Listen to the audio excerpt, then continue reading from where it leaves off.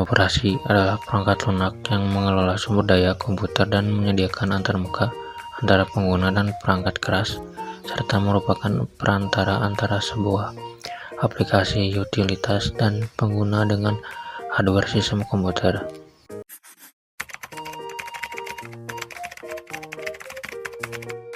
Fungsi sistem operasi yang pertama yaitu sebagai interface antara user dengan hardware. Terus yang kedua itu ada mengatur penggunaan resource secara efisiensi, dan yang ketiga menggunakan perangkat keras komputer dengan nyaman dan efisien.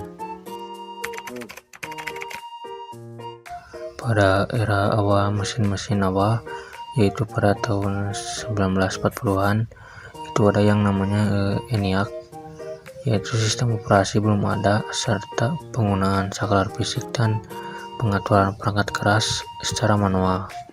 Terus ada awal komputerasi modern, itu pada batch processing, itu pada tahun 1950-an ada UNIPEC 1, itu penggunaan sistem pengendalian yang memungkinkan batch processing serta penerapan sebagai sistem pendahulu sistem operasi. Selanjutnya ada sistem operasi generasi pertama, yaitu pada tahun 1956 ada sistem operasi batch lengkap LLOS, yaitu pada UNIPEC Large menciptakan sistem operasi batch pertama serta pengolahan data dengan cara yang lebih terstruktur. Dilanjut pada tahun 1957 ada IBM Fortran Monitor System, yaitu sistem operasi pertama yang mendukung bahasa pemrograman tingkat tinggi. Dilanjut dengan era sistem operasi interaktif, yaitu pada tahun 1960-an sistem operasi CTSS, yaitu Compatible Time Sharing System, itu berkembangnya sistem operasi time sharing yang mendukung banyak pengguna. Serta pada tahun 1969 keluar yang namanya Unix, yaitu penciptaan sistem operasi Unix oleh Ken Thompson, Dennis Ritchie, dan tim DB Labs, serta Unix menjadi cikal bakal banyak sistem operasi modern. Pada era sistem operasi mikrokomputer, yaitu pada tahun 1970-an ada MS-DOS, yaitu Microsoft mengembangkan MS-DOS untuk komputer pribadi. Selanjutnya ada pada tahun 1980-an mengeluarkan GUI dan Macintosh, yaitu perkenalan antarmuka grafis pada sistem operasi seperti Apple Macintosh. Dilanjut di sistem operasi berbasis jaringan, yaitu pada tahun 1983 TCP atau IP dan Unix, yaitu perkenalan protokol TCP atau IP dan perkembangan Unix sebagai sistem operasi jaringan. Terus dilanjut pada tahun 1991 ada Linux, yaitu Linux Torvalds menciptakan kernel Linux yang menjadi dasar dari berbagai distribusi Linux. Lanjut pada abad 21, yaitu ada mobilitas dan cloud. Pada tahun 2007 perkenalan iOS dan Android, perkembangan sistem operasi untuk perangkat mobile, dan pada tahun 2006 ada AWS, yaitu Amazon Web Service. Di era komputasi awan, cloud computing dengan penyedia layanan seperti AWS. Yang terakhir itu ada pada tren terkini, yaitu pada sekitar tahun 2020-an ada AI dan IoT. Sistem operasi semakin mengintegrasikan kecerdasan buatan dan Internet of Things atau IoT untuk mendukung perangkat pintar.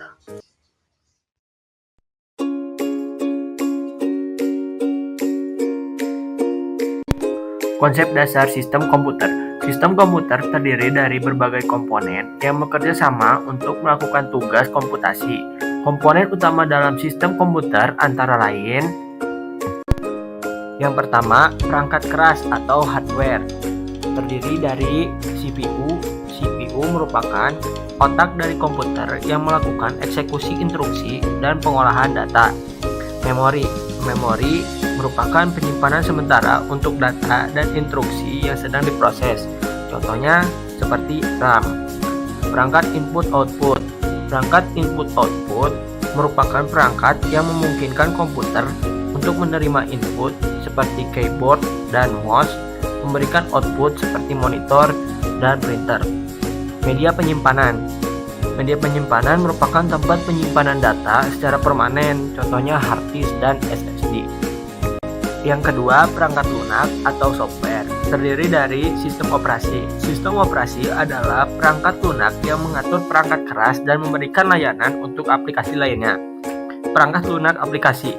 Perangkat lunak aplikasi merupakan program yang digunakan untuk tujuan tertentu seperti pengolahan kata atau aplikasi perbankan. Yang ketiga, protokol. Protokol merupakan aturan atau prosedur yang digunakan untuk pertukaran data antara perangkat dalam jaringan komputer. Yang keempat, jaringan. Jaringan merupakan koneksi antara komputer dan perangkat lain yang memungkinkan komunikasi dan berbagai data baik dalam jaringan lokal, LAN, atau global internet. Konsep dasar sistem operasi. Sistem operasi atau operating system adalah perangkat lunak yang mengelola perangkat keras komputer dan menyediakan layanan untuk perangkat lunak aplikasi. OS bertindak sebagai perantara antara perangkat keras dan pengguna aplikasi. Beberapa fungsi utama OS meliputi: yang pertama, manajemen proses, pengolahan eksekusi proses, termasuk penjadwalan dan pengalokasian sumber daya. Yang kedua, manajemen memori, mengatur alokasi memori untuk proses dan memastikan efisiensi pengguna memori. Yang ketiga, manajemen perangkat input-output, mengatur komunikasi antara perangkat keras seperti keyboard, mouse, printer, dan perangkat lunak. Yang keempat, manajemen file, mengelola penyimpanan data dan akses file di sistem penyimpanan. Yang kelima, keamanan, menyediakan kontrol akses dan perlindungan terhadap data dan sumber daya sistem. Jenis sistem operasi. Yang pertama, sistem operasi batch, menangani tugas secara otomatis tanpa interaksi langsung dengan pengguna. Yang kedua, sistem operasi real time, sistem yang memberikan respon dalam waktu yang sangat cepat, biasanya digunakan dalam sistem yang memerlukan kecepatan dan ketepatan tinggi seperti di industri. Yang ketiga, sistem operasi interaktif, mengizinkan pengguna untuk berinteraksi langsung dengan komputer. Apa saja komponen-komponen dan layanan yang ada pada sistem operasi? Mari kita bahas. Kernel. Kernel adalah inti dari sistem operasi yang berfungsi sebagai penghubung utama antara perangkat keras dan perangkat lunak. Tugas utama kernel adalah mengelola sumber daya perangkat keras, termasuk CPU, memori, perangkat input-output, dan perangkat penyimpanan.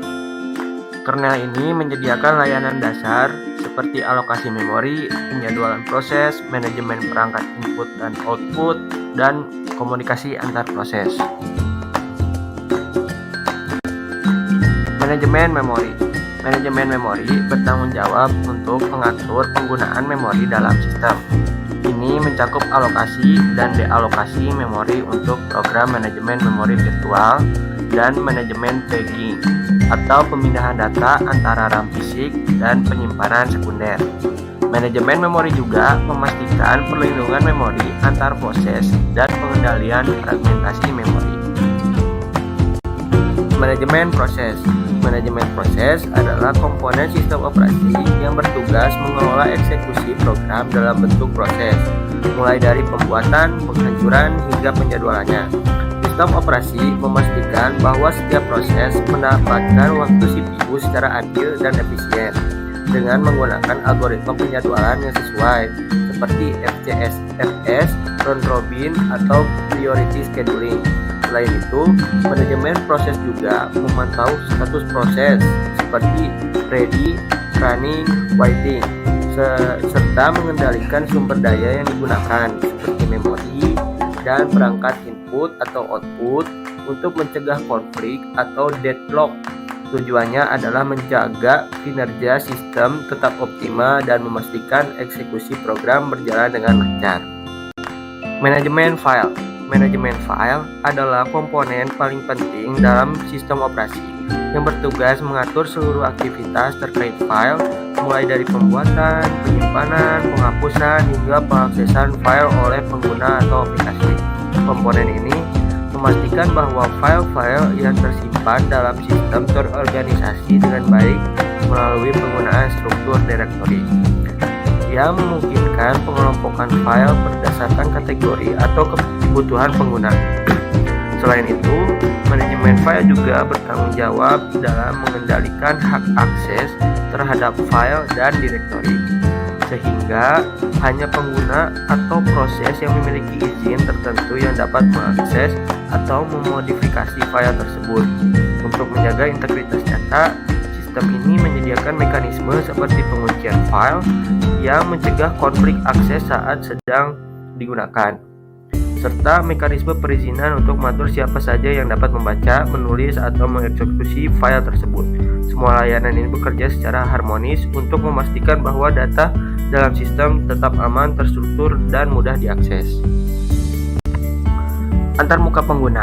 Antarmuka pengguna adalah komponen sistem operasi yang berfungsi sebagai penghubung langsung antara pengguna dan sistem, memungkinkan interaksi yang efisien dan intuitif. Antarmuka ini dapat hadir dalam berbagai bentuk seperti sel, yaitu antarmuka berbasis baris perintah yang memungkinkan pengguna memberikan instruksi melalui teks, atau UI, Graphic User Interface, yang menawarkan pengalaman interaksi yang lebih visual dengan menggunakan ikon, menu, dan elemen grafis lainnya. Selain itu, antarmuka berbasis teks juga sering digunakan untuk aplikasi yang membutuhkan tampilan sederhana namun tetap fungsional. Komponen ini memainkan peran penting dalam memberikan sarana bagi pengguna untuk berkomunikasi dengan sistem operasi, mengelola file, mengkonfigurasi perangkat keras, serta menjalankan aplikasi dan proses lainnya. Jaringan adalah komponen paling penting dalam sistem operasi yang bertanggung jawab mengelola komunikasi data antara perangkat secara efisien dan aman. Komponen ini mencakup pengguna driver perangkat keras jaringan yang berfungsi sebagai penghubung antara perangkat keras seperti kartu jaringan dan sistem operasi, serta implementasi protokol komunikasi seperti TCP atau IP untuk mengatur pertukaran data. Selain itu, layanan jaringan seperti DHCP atau Dynamic Host Configuration Protocol digunakan untuk secara otomatis memberikan alamat IP pada perangkat. Sementara DNS, Domain Name System, membantu mengonversi nama domain menjadi alamat IP yang dikenali oleh mesin. Sebagai langkah perlindungan, firewall juga diintegrasikan untuk memfilter lalu lintas data, melindungi sistem dari akses yang tidak sah. Seluruh elemen ini bekerja secara terkoordinasi untuk mendukung komunikasi jaringan yang andal dan aman dalam sistem operasi. Keamanan. Komponen keamanan adalah elemen paling penting dalam suatu sistem yang dirancang untuk melindungi data dan infrastruktur dari berbagai ancaman, baik yang berasal dari dalam, internal, maupun dari luar internal. Keamanan ini mencakup beberapa aspek kritis seperti otorisasi yang memastikan bahwa hanya pengguna yang memiliki hak akses tertentu yang dapat mengakses sumber daya tertentu, serta autentikasi pengguna yang bertujuan untuk memverifikasi identitas pengguna sebelum mereka diberikan akses ke sistem.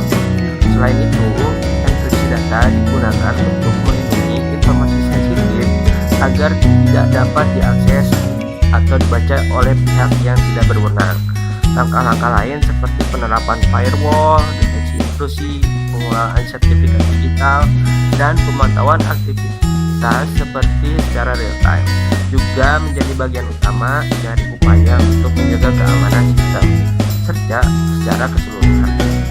Kombinasi berbagai mekanisme ini bertujuan untuk menciptakan lapisan perlindungan yang kuat terhadap ancaman seperti peretasan, pencurian data, malware, dan serangan siber lainnya. Arsitektur sistem operasi menentukan bagaimana berbagai komponen sistem berfungsi dan saling terhubung. Beberapa jenis arsitektur meliputi: yang pertama, monolitik arsitektur. Semua fungsi sistem operasi diimplementasikan dalam satu kernel besar untuk performa tinggi tetapi sulit dikelola. Layered arsitektur. Sistem dibagi menjadi lapisan-lapisan terstruktur untuk memudahkan modularitas dan pemeliharaan. Yang ketiga, mikrokernel arsitektur. Hanya fungsi dasar yang dimasukkan ke kernel, sedangkan layanan lainnya berjalan di user space untuk meningkatkan stabilitas. Yang keempat, client server arsitektur. Fungsi dibagi antara klien yang meminta layanan dan server yang menyediakan. Cocok untuk sistem jaringan. Virtual machine arsitektur memungkinkan beberapa mesin virtual berjalan di atas satu perangkat virtual.